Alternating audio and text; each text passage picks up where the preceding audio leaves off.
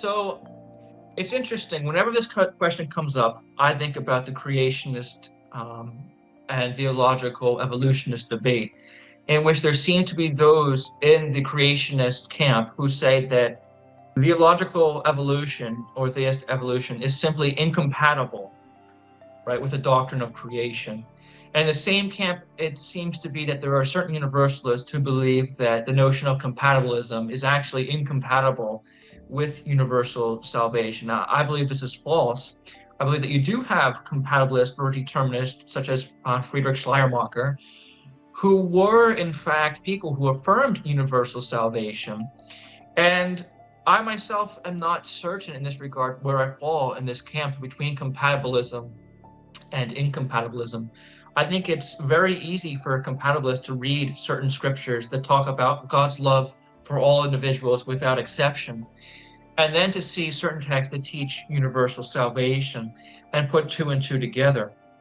I can also see from the free will theist side why they might fear the implications of compatibilism, and that it might appear that on compatibilism, that this whole earthly life is ultimately gratuitous, that all the evils in this life are gratuitous, as Michael Murray and some have objected.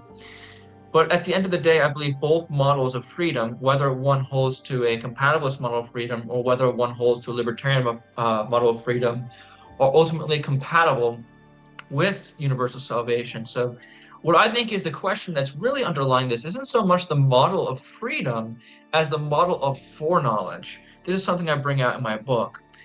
It is compatible to say that God has a simple foreknowledge and that universalism can be held to, but it's a little bit more difficult for an open theist, for example, who believes that the future is open.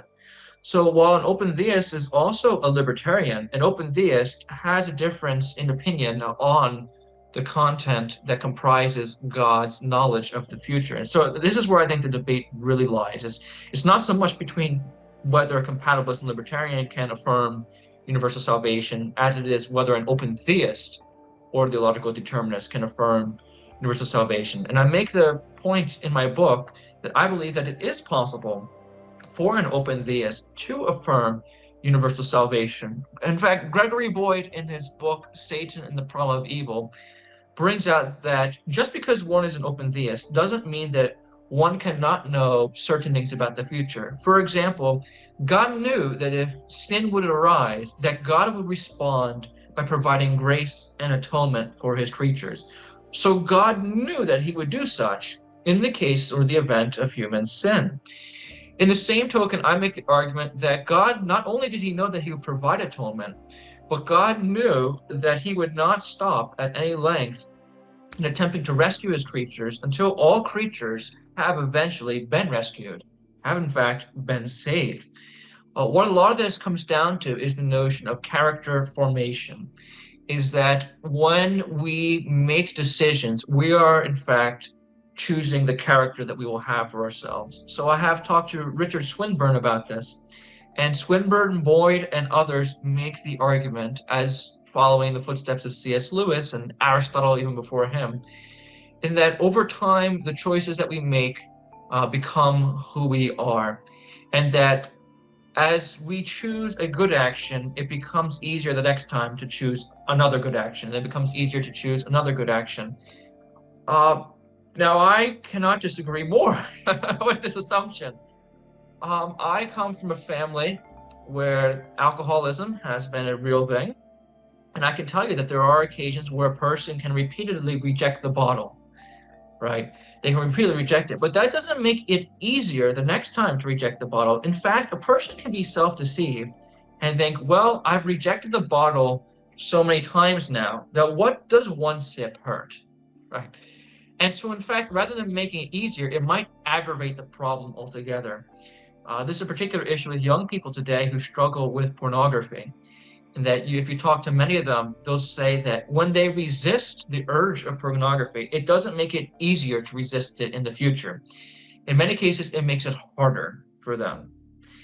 And so I think this is something that Swinburne and others have overlooked, is that when we choose a good action, it does not necessarily mean that it will make it easier in the future to choose that good action.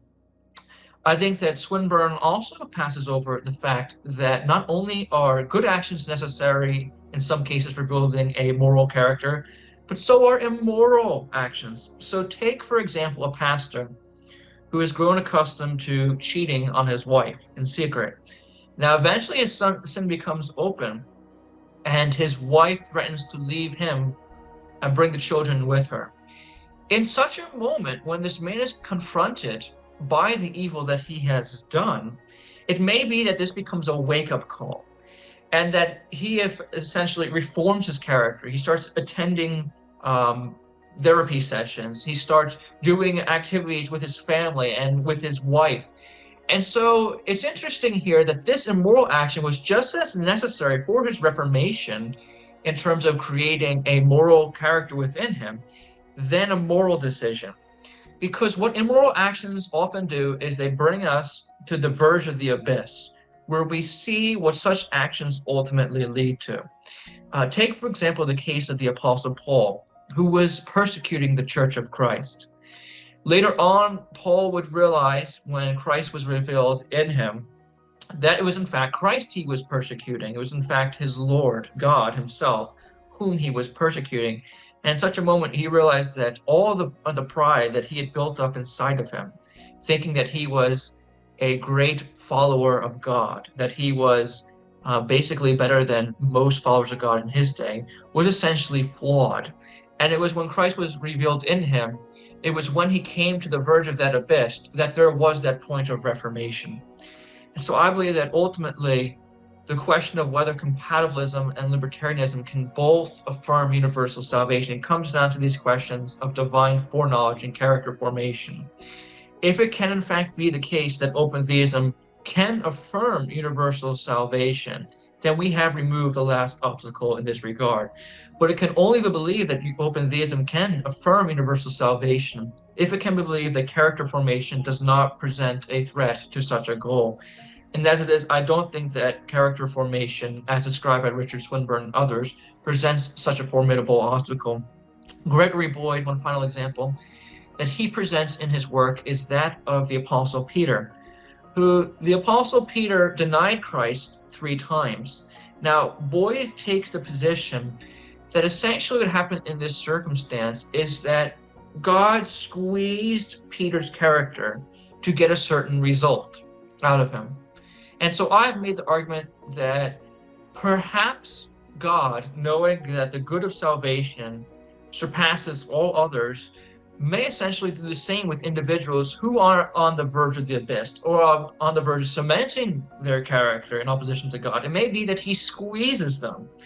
If it is okay for God to squeeze someone like Simon Peter in this situation to deny Christ, how much more justifiable is it for God to quote unquote squeeze someone who is on the verge of eternal damnation?